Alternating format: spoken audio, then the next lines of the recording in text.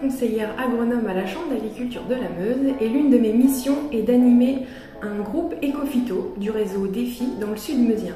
Je vais vous laisser en compagnie de Jean-Pierre Arnoux, agriculteur à Nant-le-Grand sur les exploitations SCEA du Boutonnier et SCEA Pierre-Logre, qui va vous parler de ses pratiques et différents leviers agronomiques qu'il met en place sur son exploitation dans le but d'optimiser sa stratégie phytosanitaire et donc de diminuer l'utilisation des produits phyto.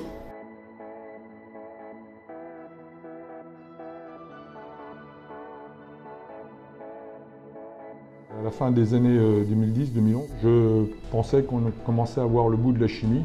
Et mon objectif, c'était certes de réduire les pesticides, mais c'était surtout d'avoir des parcelles plus propres.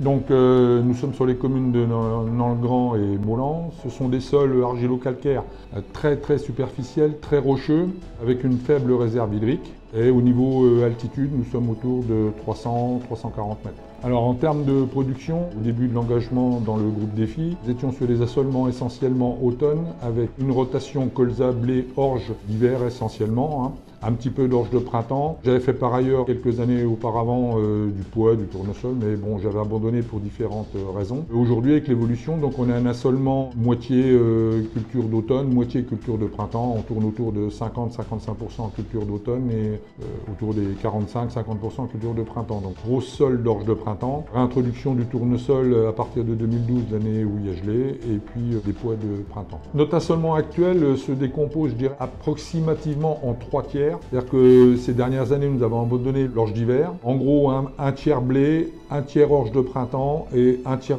tête de rotation qui se partagent en 3 cultures. Donc le colza qui a fortement diminué ces dernières années, le tournesol et les pois d'hiver et pois de printemps.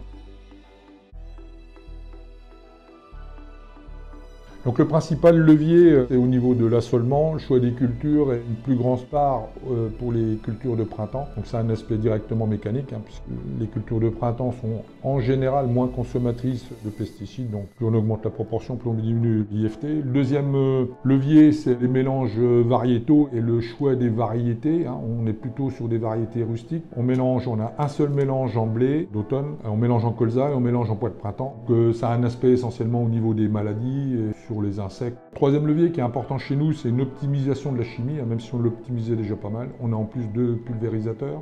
C'est de n'intervenir que quand les conditions sont le plus optimales possible. Un autre levier qu'on a mis en œuvre, c'est plutôt occasionnel, c'est le désherbage mécanique. Donc on a une RC-tri, on a eu une bineuse qu'on n'a pas conservée. On est quand même sur des sols très caillouteux, donc c'est un peu compliqué. On fait un peu de désherbage d'opportunisme avec la RC-tri. Par contre, il n'y a pas eu de retour du labour. Chez nous, c'est un levier qui ne sera jamais remis en œuvre à cause du type de sol. Il y a du travail en interculture, très superficiel, on va très peu profond. Un autre levier aussi qu'on a mis en œuvre plus récemment, c'est le décalage de la date de semis à l'automne, notamment pour les blés. Donc là, un aspect direct pour l'aspect virose avec les pucerons et les cicadelles. Et puis par rapport au lever de vulpins, donc la gestion des vulpins, donc c'est un levier qui marche relativement bien, à condition qu'on ait un climat estival pas trop sec, parce qu'il y a des années où il n'y a rien qui l'est. Pendant l'interculture, c'est parfois un peu compliqué, tout explose à la dernière minute. Et puis un levier qu'on a mis en œuvre et qu'on utilise pareil depuis quelques années graduellement, c'est le semis direct à l'automne.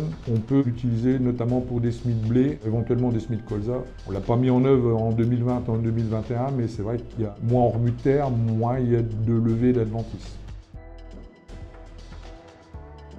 Il n'y a pas un levier qui fait le travail, c'est l'accumulation des leviers qui font que petit à petit on arrive à réduire l'utilisation des pesticides. Les principaux leviers, ceux qui sont très parlants, c'est l'assolement. Au niveau des choix variétaux, c'est pareil, si on prend des variétés qui sont moins sensibles aux maladies, c'est moins consommateur de fongicides. Les mélanges variétaux sont très efficaces. L'optimisation de la chimie, c'est pas neutre non plus, parce que si les conditions ne sont pas optimales, les efficacités ne sont pas au rendez-vous. Tout ce qui est utilisation de mécanique, on s'est reposé la question. Le semis direct, c'est sûr qu'au niveau de la levée des adventices, c'est quand même relativement efficace. Par contre, il y a quand même des revers, et là, nous, ça nous a un peu posé problème par rapport à la gestion des limaces et des campagnols. Donc là, on avait un peu de mal à remettre de l'anti-limace, alors qu'on n'en mettait plus depuis des années. Et puis le décalage de la date de semis, on compte beaucoup dessus depuis 2 ans. Au niveau des vulpins, on peut avoir quand même des levées de vulpins relativement importantes, même en décalant les dates de semis, si l'interculture a été sèche, comme on l'a eu l'année dernière, il y a 2 ans. mais ce n'est pas l'assurance touriste parce qu'on peut quand même avoir des températures relativement élevées, même jusqu'au mois de décembre.